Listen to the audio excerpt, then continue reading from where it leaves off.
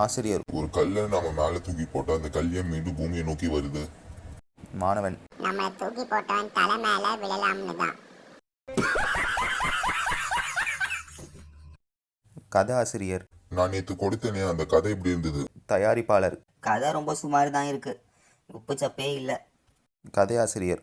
கதையை படிக்க கொடுத்தா உங்களை யாரு தின்னு பார்க்க சொன்னது? மாணவன். எங்க அப்பா பஸ்ஸையே ஒரே கையில தள்ளிடுவாரு. ஆசிரியர். அப்படியா? அவர் பயில்வானா? மாணவன். எங்க அப்பா பஸ்ஸையே ஊதியே தள்ளிடுவாரு. ஆசிரியர். எப்படி? மாணவன். எங்க அப்பா கண்டக்டர் ஆச்சே. ஆசிரியர். உன்னோட பிறந்த தேதி என்ன? மாணவன். ஏப்ரல் 13. ஆசிரியர். எந்த வருஷம்?